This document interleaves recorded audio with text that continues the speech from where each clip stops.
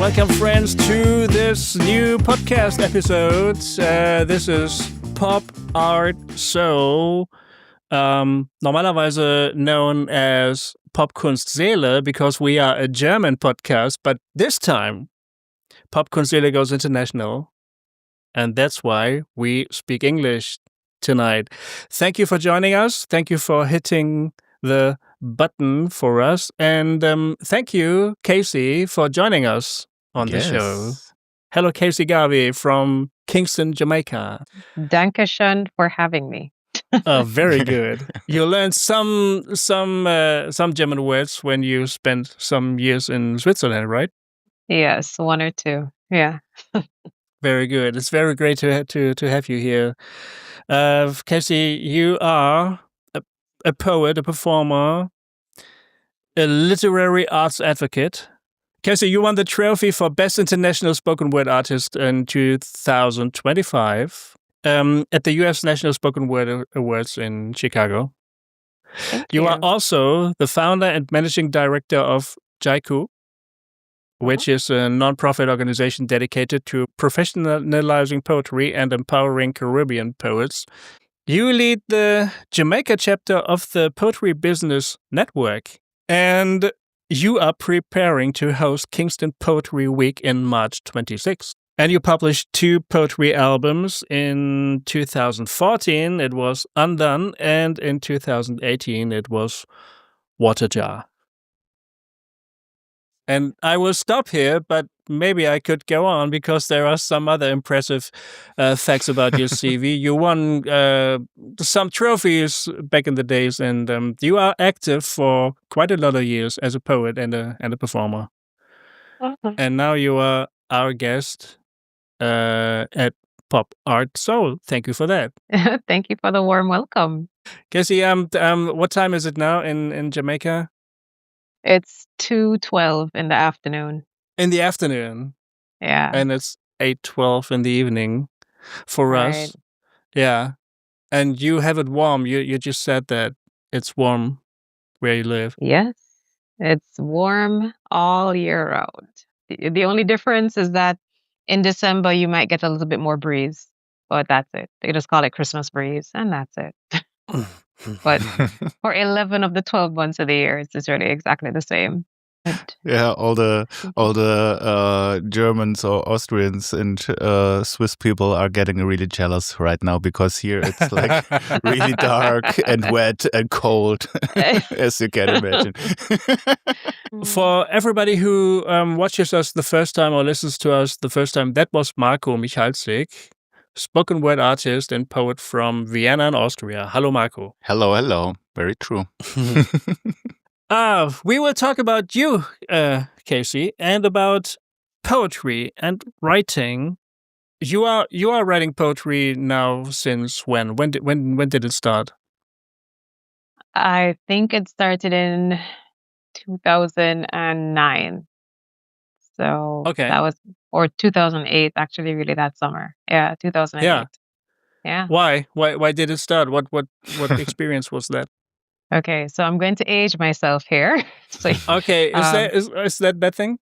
No, it's not a bad thing. I embrace my age. It's fine. So I got my first degree in the U.S. and during that summer, it was a bit rough because if you remember 2008, there was a big economic recession in 2008. So while I was looking for jobs, a friend of mine wanted me to relax, and take my mind off of things and not be as stressed out. So she took me to a poetry slam. I had never even heard of that before. I didn't even know what that was about. And it's really just poets performing just spoken word poetry, almost on the spot. So they'd be given a theme, and within seconds, they had to start doing a poem on that theme. And I was blown away by that. I thought it was amazing.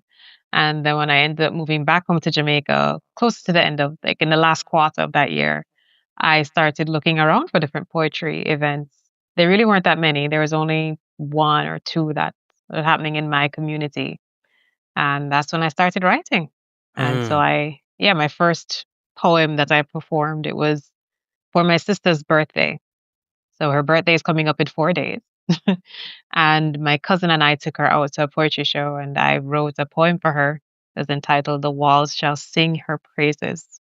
And the host of the show was really blown away because he had never heard of me, and he found me afterwards. He says, "Who are you? How come I never heard you read before?" And that was my introduction to it. So I never thought of doing poetry before that moment, but once I started getting into it, I haven't stopped. Wow. That's really nice. Yeah. Was that in the US, or was that in when you were back in Jamaica, the first slam experience? Oh, it was when I was back in Jamaica. So Yeah. I did that poetry. Well, no, sorry. Let me clarify. When I first attended a poetry slam, that was in the US. Oh yeah, okay. And then when I moved back to Jamaica, that's when I took my sister to a poetry show, and I wrote a poem for her there. Yeah. What does it mean to you for you to find the right words? Is it can you explain that? Is it just a feeling for you, or what's happening when you do this? When I do that, honestly, it depends. It really does vary from poem to poem. There are many times where, especially when it's the poems about my faith, I'll start off with an idea. So usually my poems, they're either trying to explain a point or tell a story, or do both, explain a point by telling a story. Mm-hmm. And so I'll have a vague concept, when you have just a skeleton. And what I have to do is actually just go on stage and start performing it in order to complete it. Yeah. So Really? So for those poems, it tends to be I'll just hear myself saying something. I know it's God because I know it's not me. I'm not that good. So for those kind of poems, it tends to be like that. There are other pieces that, if I'm writing it for someone, so I do commissioned pieces as well. For instance, there was a woman getting married, and she wanted to walk up the aisle to my poem. Oh wow. Yeah. So yeah, so that was how So I was just at the front reciting the poem as her father walked her up the aisle. And so for that, I had to do some research. So I sat on the phone with some of the bridesmaids. I spoke to her. I spoke to the groom. So I just asking questions like, when did you first meet her? That kind of thing. So those are the kind of things that help me find the words. And she was also a songwriter. So I just listened to some of her songs to get a feel of what is really important to her. So sometimes it's research, like the actual research. So I guess you guys will hear this poem when it's done. My next poem is going to be for the United Nations Population Fund. I have to do research on projects that they're doing. So, yeah. Have you done such a thing, Marco? For special occasions, or I did write poems for weddings, I think like 2 or 3 times, but these were like either family members. I think I wrote a poem for my sister's wedding, and also for like very close friends. So not commissioned pieces, but things I would have done anyway. And I found that really hard. So I can really imagine doing the research, trying to get the story right. And I mean, if someone is walking the aisle to your spoken poem, that's like a huge responsibility. You better not ruin that experience. So I can totally see that. Did it work out then? Was it good?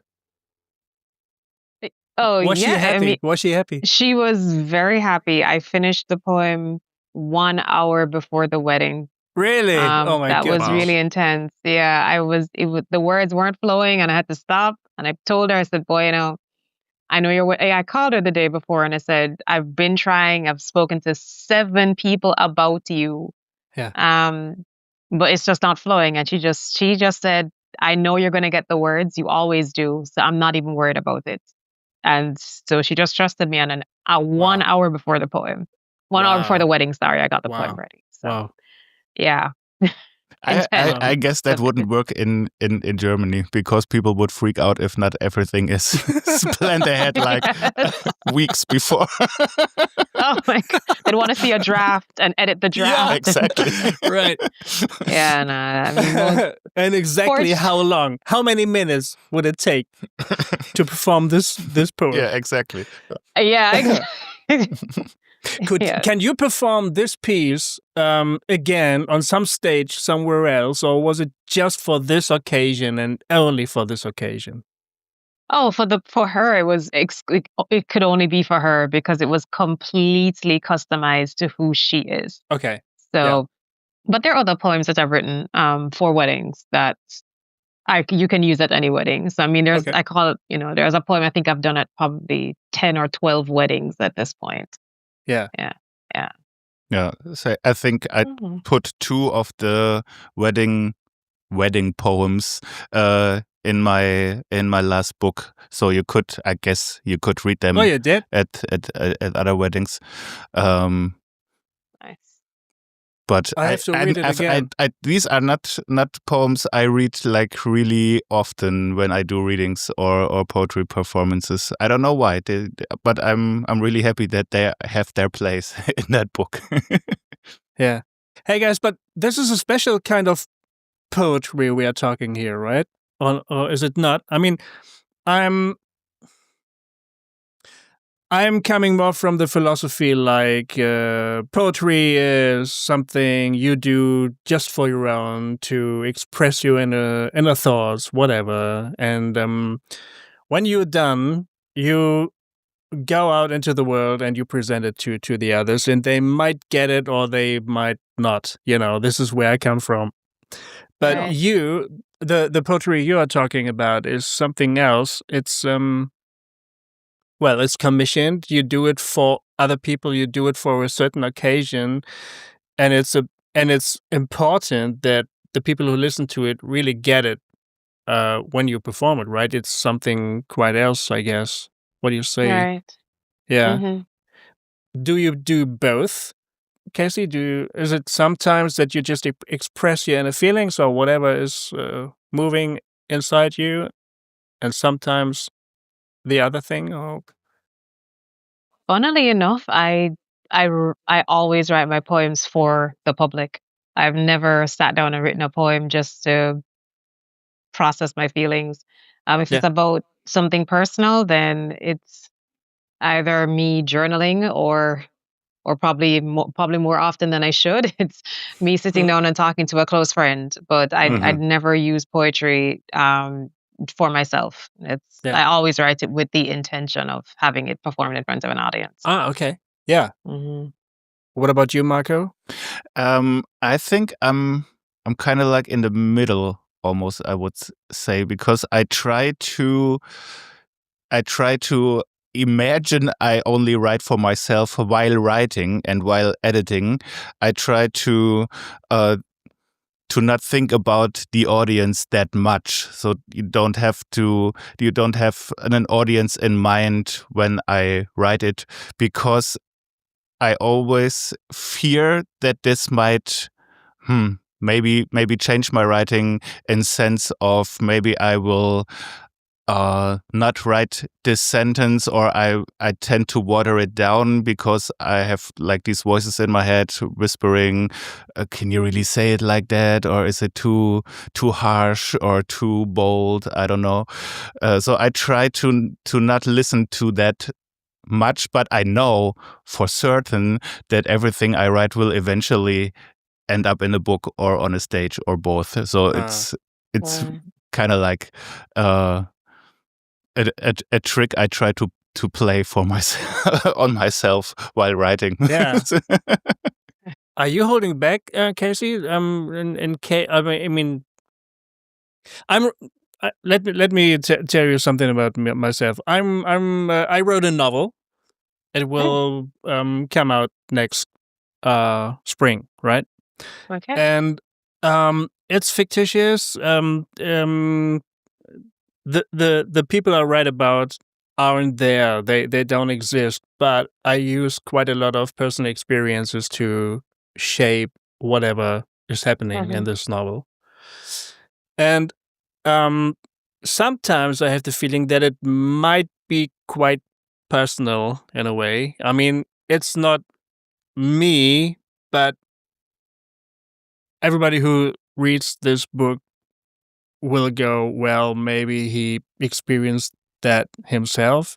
And Mhm. it's a bit it's the way I want it to be, but it's also it feels risky in a Yeah. way, right? To Mhm. tell something about yourself that is quite personal. How do you do that? Do you tend to hold back, or are you going all in when you're writing? Ah, I mean, this is an interesting question.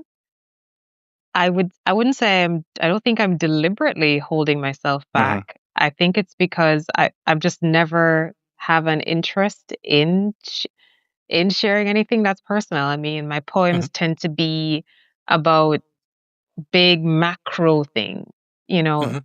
social commentary, Jamaican history, Mhm. God. So, I mean, I don't even feel motivated to even really write my poems about anything personal. Mhm. Maybe because I think it's probably a reflection of how I view poetry. So I Mm. view poetry as a means of enlightening others. Yeah. Um, it's not that I'm so wise. I don't think I am. It's just, it's just it's more about trying to share information as opposed to Mhm. process emotion.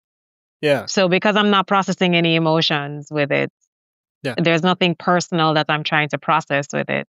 Yeah. Why am I writing any poems on it? So I don't, yeah, but it is interesting that you asked me that because by virtue of just being a poet, people tend to expect you to open up about what Mm. you're going through Mhm. personally, right? There's this almost expectation that, of course, you want to share these deep, profound, moving things in your life through your Mm. poetry, and that there's always that expectation, and Mhm. it's something that I'm coming up against more and more now.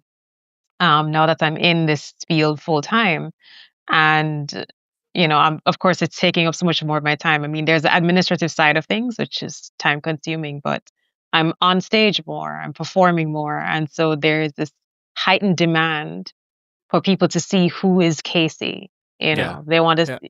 yeah, but I really don't have much to share with people That's through interesting. my Yeah. poetry anyway. I really don't. Yeah. I mean, Yeah. and I would Yeah. say sharing art in any form is deeply personal because even if the topic is something else, it always shows maybe more than you are aware of yourself and of your personality. If it's a painting or a poem or a piece of music, I would say it cannot be not personal. But I mean, Marco is right? I mean, at least it's an expression of how you think about things. Like, even if you write about, I don't know, slavery or the history of Jamaica or whatever, I mean, it's not just historical facts, it's your way of seeing that. It's your perspective, right? E- Exactly. That's perfectly well put.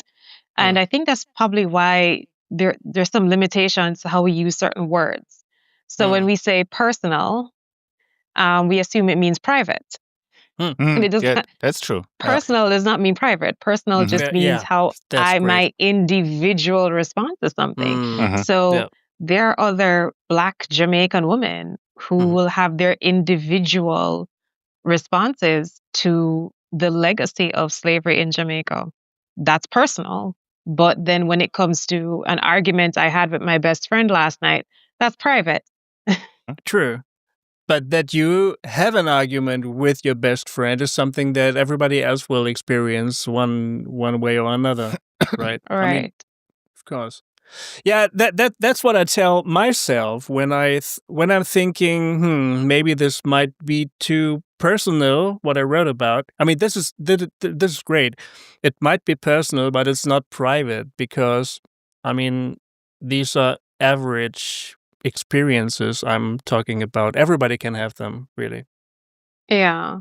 Yeah. So it really is I'm so glad you touched on this because it is something that I think almost every poet who goes public has to deal with. Where do you draw the line? Yes. And there's this desire that people have, especially now with social media, and this almost it's a demand. Like, we want to know what's going on. Like, I've had people say, I can't just keep sharing flyers about my events. I can't just share my poems. People want to see what type of coffee I like to drink in the morning. They want to see, where I go, where's my spot. If I go to a certain park to write my poems, they want to get to know me, which is odd because they're not doing that face to face, but they still have an expectation and they are feeling a tension in because they're being emotionally moved by my pieces. So that blurs this line and it creates this sense of emotional connectivity to me without actually even knowing my middle name. Yeah, that's true. Yeah. What is your middle name, by the way? That's private. Dichterin. Well played. But can I add one more thing? Because I thought about that a lot. One of my favorite poets was American poet Allen Ginsberg. And he had his first, really famous poem. I think that was the first poem he ever read in public, was a poem called Howl. And I think in an interview later, he said he only could have written that piece because he thought while writing, I will only write that for myself. So my parents, especially my father, should never read any of these things that I expressed in this poem, because it's almost like a lament piece for his generation of American young people in the middle or late 50s. And he also talked very openly and bold about his own homosexuality, which was obviously really hard to do in a poem in the 50s. Yeah.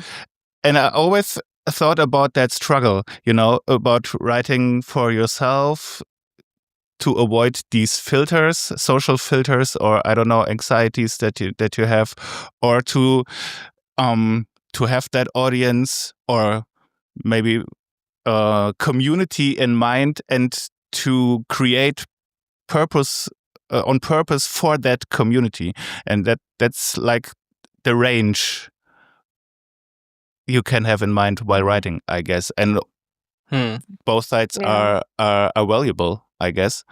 And sometimes I fall more on the one side and sometimes more on the other, I guess. Yeah. Yeah. I mean, I still think that one of the markers of an excellent writer is the ability to do a poem in a way where no one else could have written it that way but that specific writer. Yes. So I guess, so that is the level of, I guess, personal writing I'm willing to aspire to. So I want to, even if I'm writing about this wooden table in a room, just by virtue of how I wrote that, people can read it and say, Kacy must have written it because of, how she chose the words, how she, the metaphors for the shades of brown, and how she tied that back to whatever else. That is what I want. I think that is really what I'm trying to get to. I know that, again, I have been flatly, I don't want to say bullied, but challenged to show myself more. But until I have figured out how to do that in a way I'm comfortable, I'm just going to try focusing on the craft of writing rather than how much of my personal emotions I express. Yeah. Wow. Yeah, that's something. That's the question behind that, I guess, for me at least. if someone expresses it the way that you did, is that like a decision you made for yourself because this is the way you want to communicate, or you want to write, or you want to present yourself in public? Or sometimes that's an experience I often get while doing workshops. Another reason for young writers especially can be that they are afraid to tell their story or their personal journey or something, because they think, oh, it's not worthwhile telling my own story because I grew up in this insignificant village somewhere in the woods. It was not fancy. It was no miracle story involved, nothing like this, no redemption arc. So why should I bother tell my story? And I think that's not the case, because every story, if it's told interesting, can be moving and useful and inspiring for others. So just to add that to that whole thing.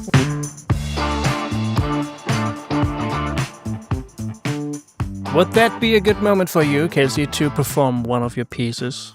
What do you say? I'll pick a personal piece.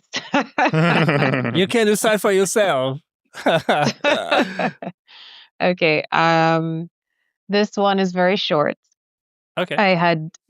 So I had taught a writing workshop at university, and I was using different prompts. So, I told the students, pick 7 words, like a color, an object, an emotion, a food, whatever, and write. You have 5 minutes to write a poem. And then they turned the tables on me. And they picked 7. Yes, and then they picked 7 words. And they said, I have to write a poem in 5 minutes. I wrote this one in 3.5 minutes. So the words, just to give you a cue.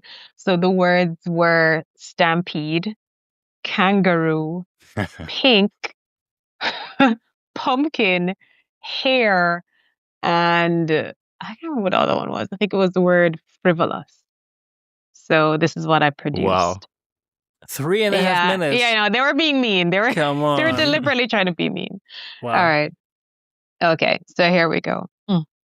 A wild stampede of tourists flee a skeletal city, hollowed from frivolous fun, to sip sweet and dip deep in a riverbed.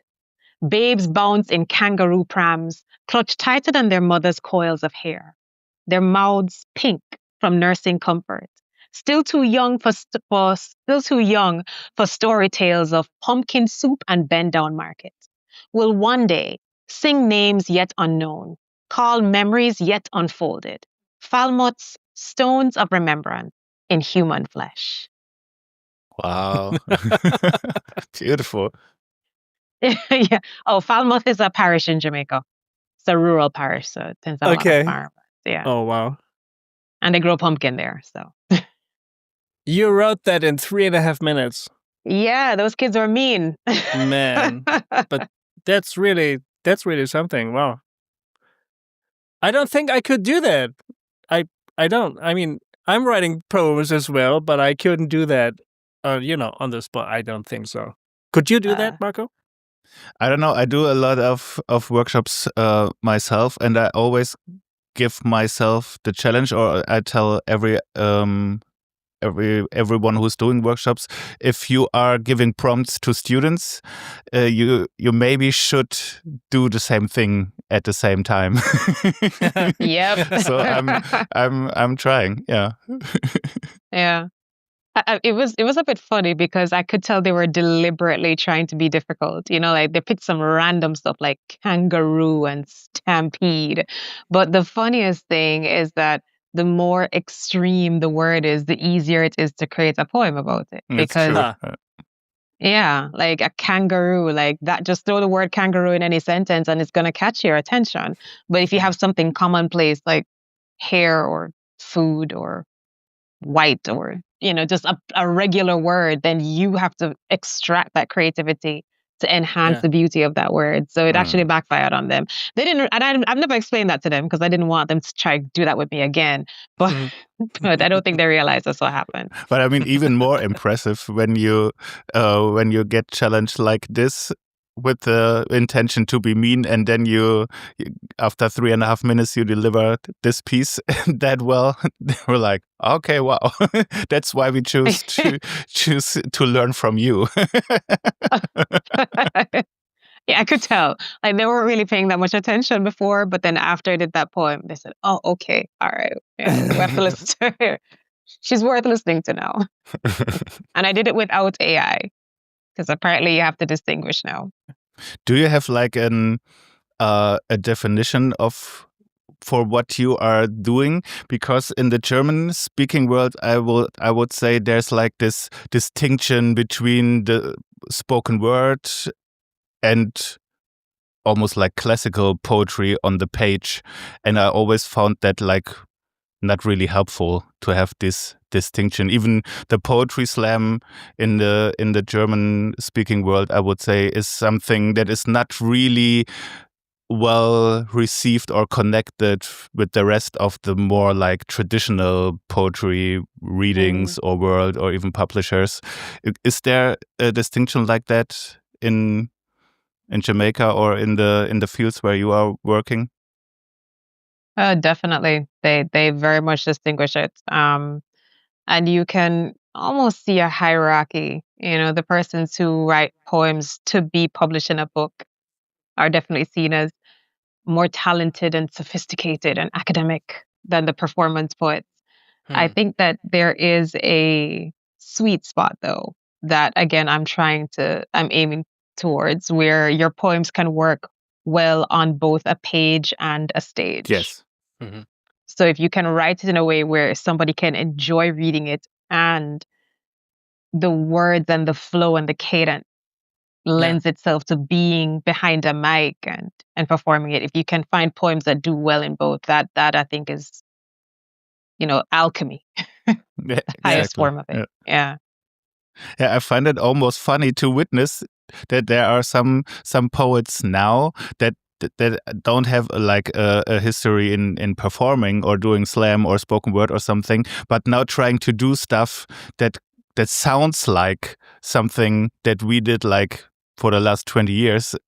And create the impression this is so new, and this has never been done before. I read the poem and I had musicians accompany me, and we are always like, well, that's not new. So actually. new. Yeah. Maybe we are walking back, or I shouldn't say back, but we are going on back further on into a new time of oral literature. I mean, in very, very olden times, literature was something somebody spoke or sang, right? Yes. And then it became something which is written down. And maybe that's the case again, that people want to listen to it more than to read it. I mean, if you publish a book, a poetry book, nobody buys it, right, Marco? I wouldn't say so. But most of the people want to listen to poetry, I guess. I would say. What do you think? Honestly, I think it depends on the market. It depends on your audience. Okay. And I think it depends on the topic as well. I know that there is a solid market for books, that people want to sit, they want to be able to read the line again. They want to go through your book and flip through it and say, okay, on page 12, you said this phrase. And I saw something related to that on page 64. And, they want to sit and take that time and read it. So I know that there is that. But then I also know that there's also a market for performances. I know that my books don't do well. People want to see me on stage. Like I even did audio tracks to accompany it, and they're not interested. They don't just want to hear it. They want to actually see. Yeah, even with audio tracks, it's not doing well. They want to see me on the stage. Okay. So I think it just depends on the content. And, even the demographic of who you're doing it for, if it's older persons or if it's younger persons, like if it's something, a hot political topic, nobody wants to read that. They want to Mm. They want to hear you saying it. They want to hear the fire in your voice. So it really depends on what you're doing the to poem see about. you perform it with your whole body, I guess. Yeah. It has to be the experience, right? They are attending. Yeah. I once heard Right. this a really beautiful definition of what spoken word really is. I don't know where I picked that up, but I always tell that in workshops since I heard that spoken word is not the poem is not the piece of art, and also the performance is not the piece of art. And you are not the only performer while reciting that poem. The piece of art is that room with the audience and the resonance that is created while you read your words, almost like an installation in a museum or something like this. And it's like really displays in that time, and after it's done, it's gone. So I think there are even people that are saying you cannot really record spoken word performances because it's just that intimate moment between the words that are being said and the audience that receives them. This is the piece of art, really. So, and you cannot really capture that in a book or even in a recording. And I find that really beautiful, even though I love writing books and recording performances. I also like reading books, Exactly, actually. yeah. But Yeah. Well, I like that too, but it makes it hard to earn money with it, really. That's I mean, true. enough money. It would be far easier if you could sell books, loads of books. That would be far easier. So you have to go on tour and do the readings. I mean, which is great, but it's hard work as well. Yeah, but it's harder to. You can't be in multiple places at the same time. Well, if you're That's selling right. books, you could sell a book in 100 countries without leaving your Books house. can do that. Yeah. Yeah. Is it hard work for you performing, or is it just a pleasure to stand in front of people, or is it both? What do you say? Oh, I mean, it's a pleasure. I absolutely love it. Yeah. Love it. I mean, I really feed off of the energy of people. So if it's a really good audience, I'm having a fantastic time up there. Yeah. Do you think poetry has like a specific role in community or even in building community? Yes, I think poetry has a huge role. I think what makes poetry a fantastic means of building community is that it has such a low barrier to entry, right? Compared to any other, industry. Anybody can pick up a pen or paper. You don't even need a pen and paper. You can just get up and start talking, and you're a poet. Yeah. So I really think it's very important. I know that to even bring things back to what's been happening in Jamaica. It was a little over a month ago that Hurricane Melissa hit. Yeah. And it has been, devastation. I'm in the eastern side of the island. Kingston, so I wasn't affected that badly. We lost electricity or water for a day, and within a day or two, we're right back to normal. While in the western side, it has been terrible. Whatever you're seeing in the news, it's worse. Yeah. And I have some friends who are poets who are in those communities, and my friend Tanisha, and she won awards, like regional awards for her poetry.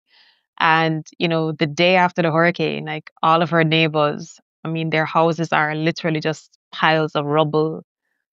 They have no food, they have no water, they don't have no medicine, like no electricity. Like it is like their clothes are scattered in mud.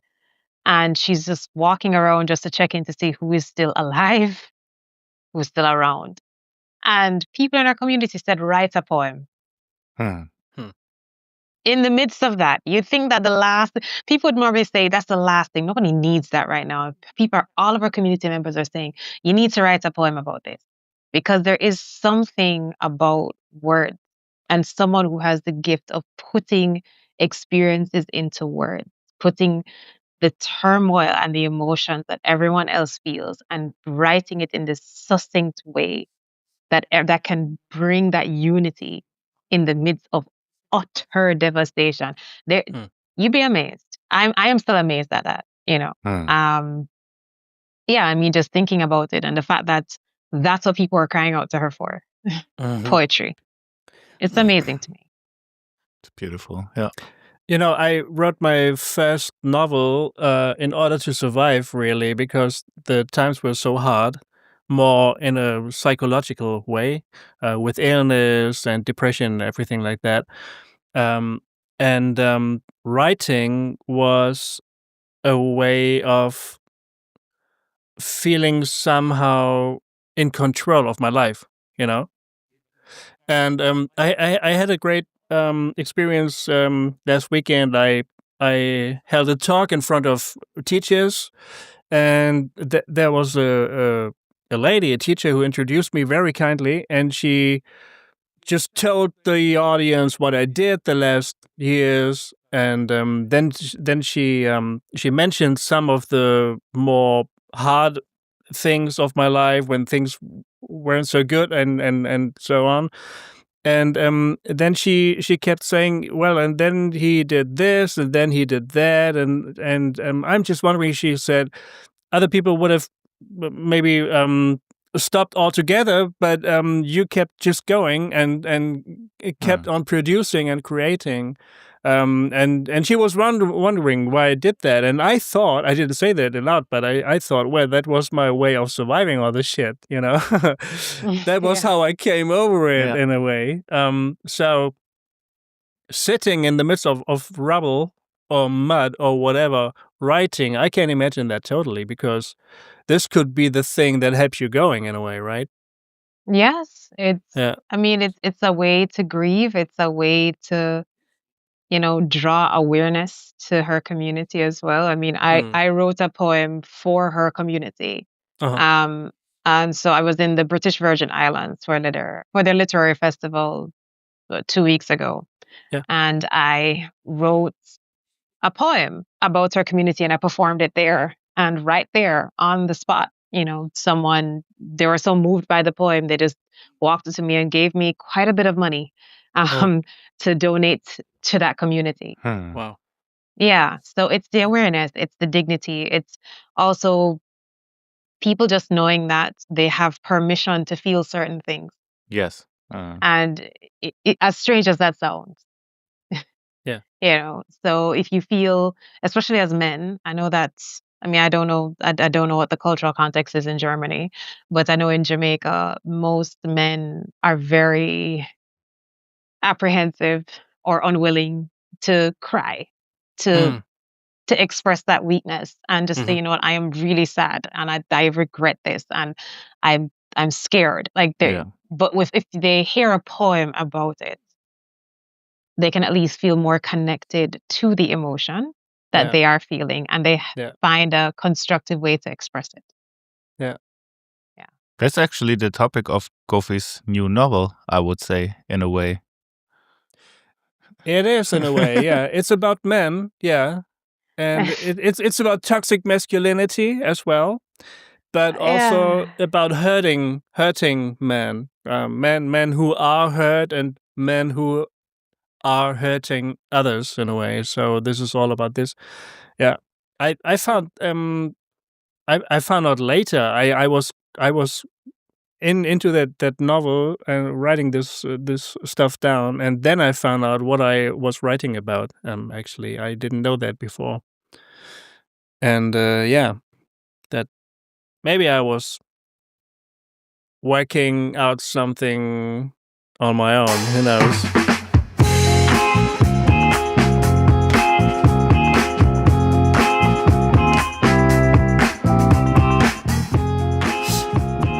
I wanted to ask you about JAIKU. Yes.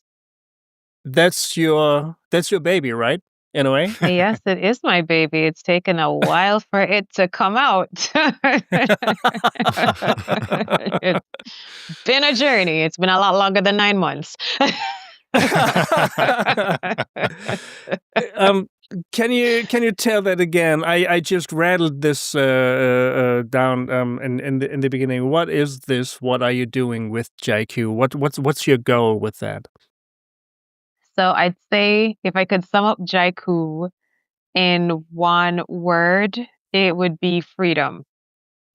So I would want anybody who genuinely wants and has the willingness to work hard to be a full-time poet, to have the opportunity to do so. So I know you had mentioned it before about how you even professionalize poetry. And it's strange because I think it's the only art form we view in that way. Nobody questions how to professionalize acting. Everybody knows about Hollywood. No one would ever ask that question. No one asks, how do you professionalize singing? We all know about our favorite rock bands, pop stars, so on. No one thinks about how to professionalize painting, But when it comes to poetry, for some reason, everyone assumes that it has to be a hobby. It has to be something that's just casually done and it's always informal. And there's no reason for that. I mean, there are several areas in which people enjoy poetry. And if people can enjoy something, people can pay for what they enjoy. I really think JAIKU is just about, again, positioning the poets who want to move their poetry into that space. Not every poet does, and that's perfectly fine. And there's some people who want to keep their poetry as just a casual hobby. That's fine. There are those of us who only want to sing in the shower. Sure. That's fine. But if you do want to move your poetry to that level, I think you should have the right to. And that's what I'm trying to do. Empower poets who want to do so. Did you create that space of empowerment because that was something that you didn't have when you started the career and thought that would be really beneficial if there would have been something like this when I started? I wish that had been the reason. I wish it had been something as deep and profound as that. It really wasn't my idea at all, though. There was around 2 years ago, 2 years, take note of that, 2 years ago, there was something called a poetry business workshop. It was hosted by a man named Christoph Jenkins. So he's American, I think he lives in Atlanta. And he started a group called The Poet Life. And so he is a full-time poet. He's been so for 10 years. And I mean, the man is sending his 3 kids to school. He's paying for his house. He's just from poetry. And he came to do a workshop and he was just talking about building an entrepreneurial mindset towards your poetry. And once he started speaking, that I was completely enthralled by it. I said, how have I never thought of this before? Like I never, ever thought of poetry in that light until I heard him say it. And while he was talking and he was saying, don't see yourself as just a poet, see yourself as a business. And then the moment he said that, I just heard the name JAIKU cross my mind. So it's just, Really? if you do poetry, haikus, Yeah. that Japanese Yeah, right, style. right. Yeah. Yeah, just put a J at the front to make it sound Jamaican. And that's it. I was actually wondering if that was the case. So thanks for for confirming. Yeah, I just put a J at the front, and that's why our logo is in the Jamaican flag colors. Yeah.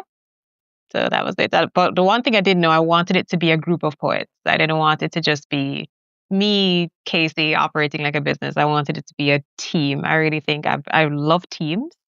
And I think teams really facilitate, using everybody's strengths in different ways. And I was really excited about the idea of having a team of poets coming together to do this. Yeah. To me, actually, this was a shock realizing it. I'm a self-owning, how do you call it in English? Self-owning artist since 2013. I didn't know what I did when I did it. I just did. And then when I was into this thing for a while, I realized exactly this. I'm a business now. And I have to earn a profit with the things I do. And that was quite a shock for me because I never thought about art in those terms.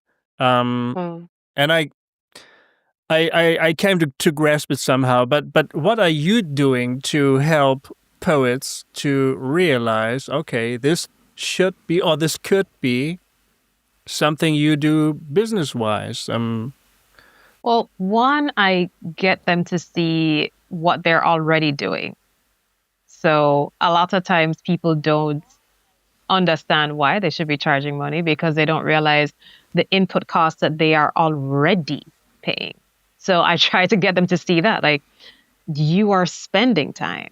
When I mentioned research for a poem, that's my time. I was on the phone for hours talking to these bridesmaids and to the groom, and I spent time listening to her songs. Like, that's my time.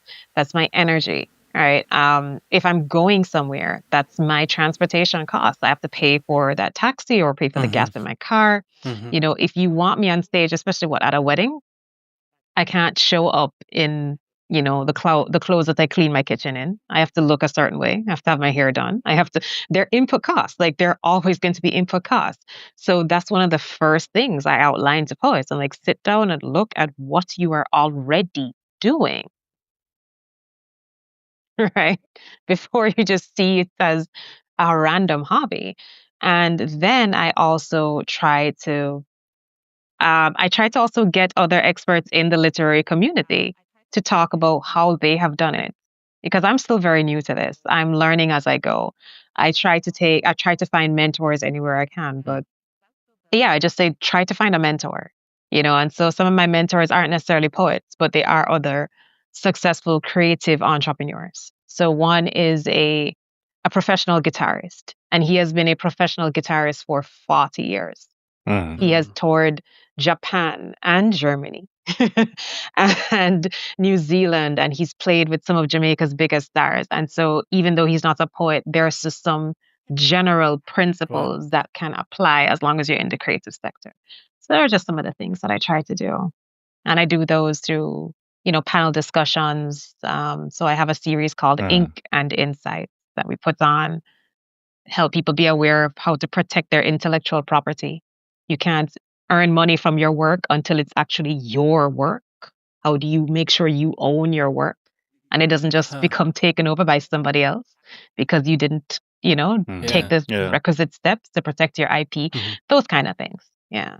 I think that's really valuable, because what I often found so frustrating is that once people reach a certain level of business success for themselves, I always got the impression it's like a secret knowing that you have to protect and not share with other people, because you could be, or you have to be afraid that they would overthrow you or would take away your place or something. And I always found that so stupid. And once I built some platform or infrastructure for myself, I always thought, why should I not share what I learned along the way? Because it was so hard to figure stuff out. Why should I not share that with the community around? So when I figured out how to record properly, or how to do taxes, or how to book a show, or how to edit properly, or to find someone who's doing the posters or whatever stuff for the live events, that's all stuff that can be shared and can be helpful, and it's not a secret knowledge at all. And you don't have to be afraid that other people would use that against you.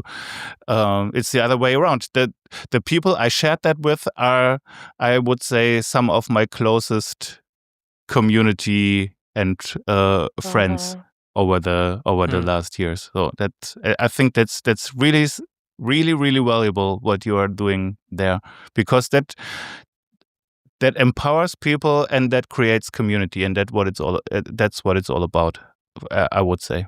Yeah.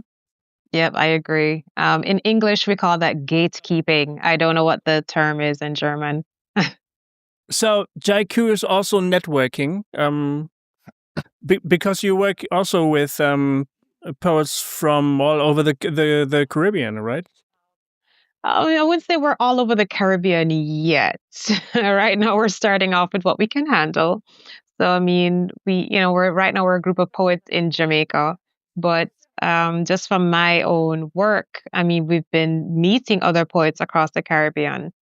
So I started the Caribbean chapter of the International Authors Forum.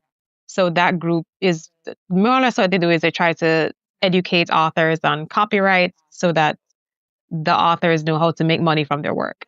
So I started the Caribbean chapter of that. So through that, I've met writers and poets naturally from several Caribbean countries.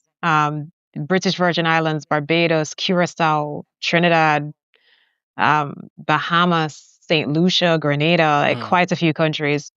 And then I also got sponsorship. Myself and my co-founder, we were sponsored to attend the region's largest arts festival. It's called Carifesta. So we went there in August. So we met some other poets there as well. So we do try to network because, again, it really, there's a phrase that says one tide raises all boats. Yeah.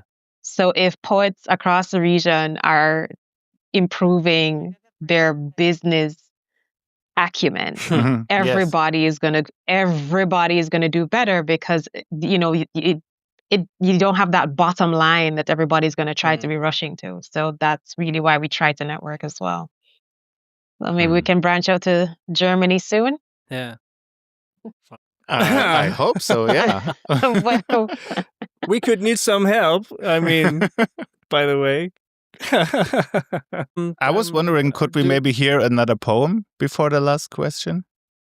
Okay, well, since I had mentioned this one with my friend and her community, all right, so I think it has some Jamaican words in there, Okay. So, all right, so Silo is the name of the community. And there's also, I mentioned some types of fruit and plants that we eat. So Aki is a fruit that we cook it, but it's a fruit. So is breadfruit. I think that's Ota-iti is a type of apple. So those are just types of crops that we grow, in case you hear those terms. What else is in here? All right, so there was a word called huracan. So that's, people say, I did some research on it. People say that that's where the word hurricane is from. So there were indigenous people in the Caribbean called Caribs, hence why it's called the Caribbean. And and huracan is I just found this out just a month ago. So huracan was the name of an evil god of the Caribs. So people said that the word hurricane is from that word. So if you hear that, that's what that means. I'm literally just trying to go through it to make sure I kind of explain everything. I think that's it. Yeah. Okay. All right. So this should be it then. All right. So this poem is called Silo. Silo is Pegasus in backyard, tree limb ton bench, tool shed ton stage, peony wall in a bush where story a run. Silo cook breakfast under the tree where you pick it from. Aki, breadfruit, green banana, avocado, Ota-iti and outer one many, bellyful, heartful, grateful. Silo is summer camp, miniature golf, eco-farming, children's fingers painting wonder, prime minister's visit and nursery rhymes. Silo is finalist, 4th place, 2nd place, 1st regional poetry slam, only open mic in entire parish, groundbreaking before water broke rage and death from sea and sky. Water breaks. Tears leak from cracked composure. Screams linger in my chest until I see a haggard, hollow womb clutching innocence abandoned that the news called a mother and child. Until I saw my countrymen living like the hogs Claude McKay said we would not die as. Until a herald cried, Silo has been stripped naked. Water still breaks. Sweat breaks skin under a ruthless sun. Tired hands salvage memory and survival. Thirsty eyes search for home and bread. Water breaks. A herald cries, but a poetess etches pain on paper. Build something wind cannot steal. Waves cannot drown, mud cannot swallow, darkness cannot blind, silence cannot bury, and even water cannot break. So right there, right here, silo, Sella. I think there are one or two other terms in there I forgot to tell you guys about, just as I said it. Peony is our word for firefly. Wow. And what else? Yeah. But you guys get the gist of what I was saying. No problem. Yes. I mean, it was all about the sound as well, right? It was great. Yeah. Yeah. Thank you. Yes. Dankeschön. Yes. Thank you. Dankeschön. Thank you very much.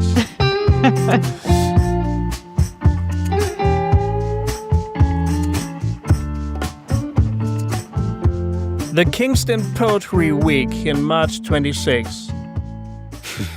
Yeah. What will happen there? Oh, yeah. Okay, so it's a whole week.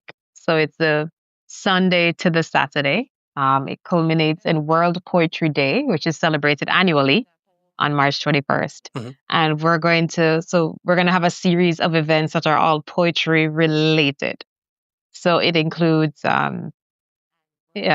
poetry open mic, and we fuse poetry with other art forms. So poetry and storytelling, that's called Taught the Things.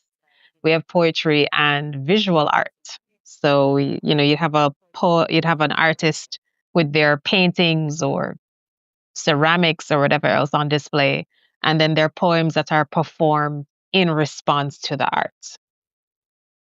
So either the poems will be written completely brand new, or it'll be a piece that is related to or complements that type of art. There's also poetry and jazz. That's something that I am trying to specialize in. So I'll be doing some of that as well. You can tell your friend that it's that brand new thing with musicians playing in the background with poetry, okay. right? Marco can tell his friend that. And then we also want to do some workshops in some high schools, in at least one or two tertiary institutions as well. And we'll also be, doing some workshops. We're going to do some more panel discussions as well. Yeah, and we'll also have a meeting of the Poetry Business Network where poets can brainstorm with their friends, their colleagues, on how to build their brand and market themselves well as poets. Are there like any contemporary poets or any poets dead or alive that you find inspiring, that you are going back to sometime? There are different poets who inspire me for different reasons. So some will be for the things that they write about. Others will be for how they perform their pieces. Others will be for the artistry of their words. So I'd say a poet who inspires me based on her content would be Jackie Hill Perry. So she's an American Christian spoken word artist. In terms of writing style, there's a poet from Belarus who I find absolutely enthralling. Her name is Valzina Mort. She is, of course, I'm reading the translation of her works, but breathtaking. I think she's fantastic. I've also been reading another Jamaican poet, Safia Sinclair. And I think for now, in terms of other writings, other person's writings, I can't think of any others that jump, that there are other poems that I've come across that have inspired me. Yeah. If somebody wants to follow you, your work, JAIKU, whatever, how could the person do that? Oh, so we are JAIKU Poetry on all social media platforms. So JAIKU Poetry. So that's Instagram, TikTok, Facebook, YouTube. I think we're on X. Everything you can think of. And our website we're working on our website. So hopefully definitely by the end of the year, we should have a website up and running, which would be jaikupoetry.org or jaikupoetry.com. Yeah. Oh. Well, Marco promised me a poem. I haven't heard any poetry from Marco. Oh, come on. I've heard nothing from Marco this whole time. So I want something. Even preferably with an English translation. Preferably. That's Yeah. with an English translation. I could Mm, tell you up front what the poem is about and then read it in German, if that's all right. okay, that's fine. Let's see. I have a poem that we just released as audio, and it's about even the title, I don't know how it translates properly, but kind of like Okay. how to unlearn things, unlearn Yeah. stuff that we grew up in and that we think are not changeable, but just to change your mind and your mindset about things for like I don't know, capitalism, patriarchy, all this stuff that you are almost think are like laws of nature, but are just invented by people, and you can unlearn things, unlearn habits. Yes. That's the thing. And the phrase that keeps repeating is entwöhn dich, which is like don't get used to and also unlearn what you have learned already. So I'm Okay. trying.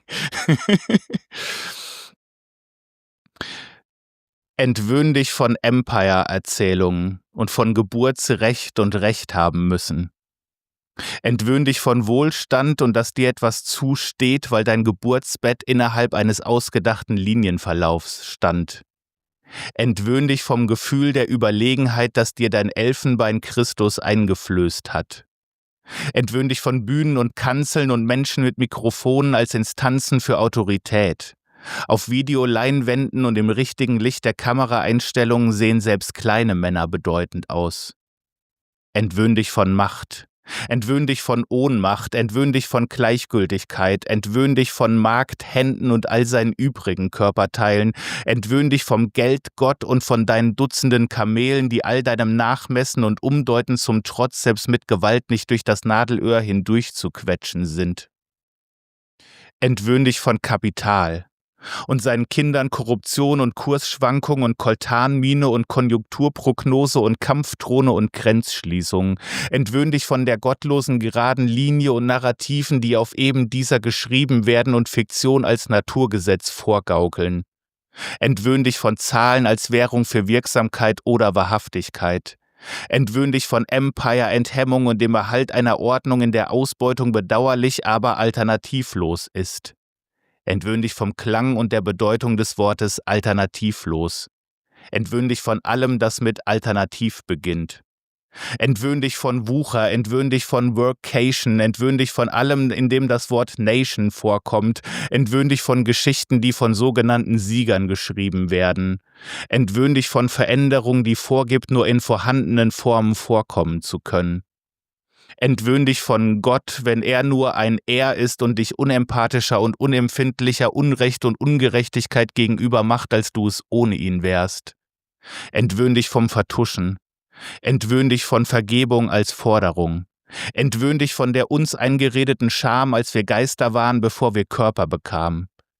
Entwöhn dich von Vergeltung, entwöhn dich von Präventivschlag, entwöhn dich von Angriff, entwöhn dich von Erobern, entwöhn dich von Privileg, Plural.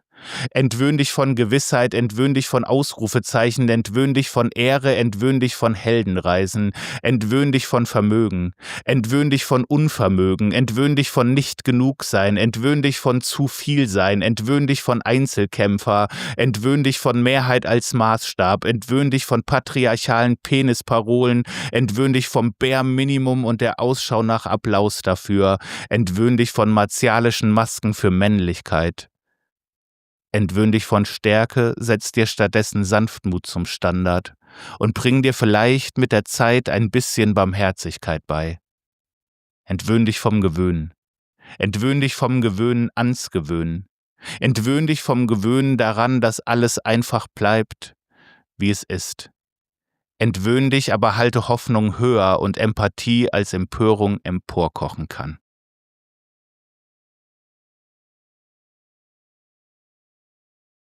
Thank you, Marco. Thank you. How is it for you, Casey, to listen to a poem in German?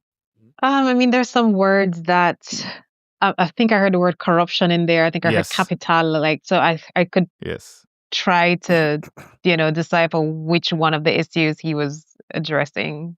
Mm-hmm. And I'm just really glad you explained what that main word meant. Yeah. Yeah. But I it's nice. also got the experience when I'm touring with poets from other countries and with other languages. It's obviously really nice if you get the translation, but still, if you don't, most of the time you get at least the feeling that should Yes. be expressed, and that I really think that's a unique thing about spoken word and poetry that can touch people even though they don't get most of the words, but they get the essence of what is tried Right. to communicate. Yes. Yeah. So, how about then a story of mine in English? Oh, Because I Okay. use Google Translator to translate one of my stories into English, and I Nice. think it's quite nice. That's one of the stories about the men we talked earlier. So that's fitting somehow to read one of those stories, I thought. This story is called "Anything is Still Possible." His cell phone alarm jolts him awake at 6:30 a.m. because he forgot to turn it off. He swipes across the screen once, twice, and on the third try, it works. Then he rolls onto his side and drifts back to sleep. Half an hour later, when an emergency vehicle roars past the hotel with its siren blaring, the night is finally over. He throws off the heavy blanket. It's far too warm in the room. He hadn't wanted to open the windows anyway because of the street noise. Jens takes off his t-shirt and underwear and lets the sweat dry. Then he goes into the bathroom, which reeks of a train station toilet, and takes a shower. What now? He stands naked in the tiny hallway and looks at his body, just over 40, in the mirror. Although he's rather thin, he has a bit of a belly. He doesn't have much muscle either. His hair recedes at the forehead. Does his beard really hide his double chin, or does it just make him look older? When he looks into his own eyes, he wonders if they aren't already admitting defeat, even though he doesn't know which competition he even participated in. Perhaps that's the problem. His lack of ambition. He must have gotten on Esther's nerves so much that she kicked him out. Had to kick him out. He understands. He can't stand himself either.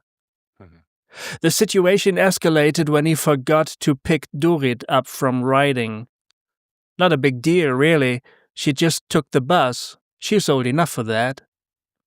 But it was clear to Esther that he only cares about his aches and pains and his hobby, and that he doesn't care about anything else.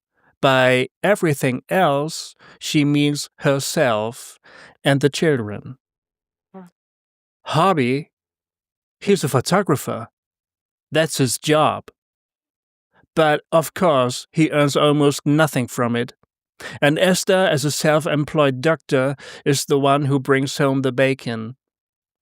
The one who keeps everything running smoothly. And as a single working mother, 2 children are enough for her. She doesn't need a third one with a beard and a bit of a belly. Jens is dressed now, sitting on a chair, staring at the wall. What happens next? He'd actually wanted to stay with Sönke and Nela, but they had a water leak in their bathroom and even had to tear up the linoleum in the hallway to dry everything out.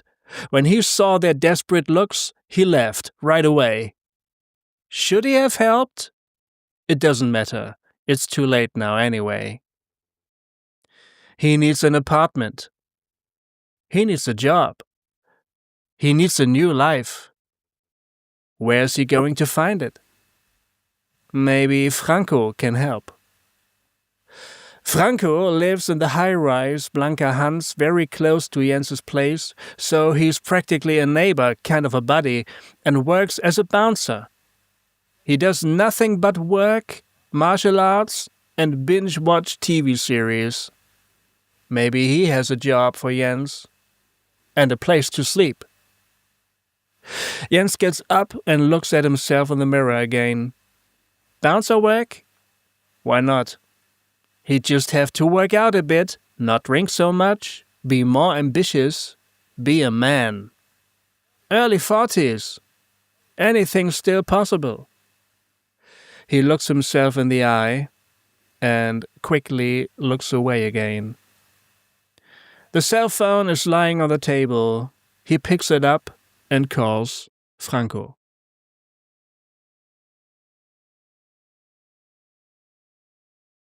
Thank you. I'm so Wow, looking I was forward waiting to for that novel. Yes, I was waiting to hear what's next. That was well written. And that was a translation, Thank so you. that's impressive. Yeah. Thanks. Yeah, that was about a man, right? Yeah, looking out for his masculinity, maybe something like that. Mm. Last words, people. Anything else? I mean, all I can say is thank you so much for having me. Thank you for giving me room to share why I'm doing what I'm doing, because I actually don't get that opportunity a lot. Most people just want to know what. Yeah. They don't really want to know Yeah. why. So We want to know the why. Yes. the why. So yes. So thank you for your interest in the why. Yep. And I guess it would be remiss of me not to say this because I'm using the podcast room at Kingston Creative. It is Okay. a very, very active nonprofit that is investing heavily in the creative sector. And so I'm a part of their incubator program as a female creative entrepreneur. So because of that, I have access to some of their facilities for the duration of the program. And it's been a great program. So, just want to say shout out to Kingston Creative. Yeah, thanks for being here, Kacy. We have a bit of a ritual. Every episode ends with it. Oh. And we got to do this in German. Oh, okay. I was wondering how that All would right, translate. I think it's funny to do this in German. Okay. Really?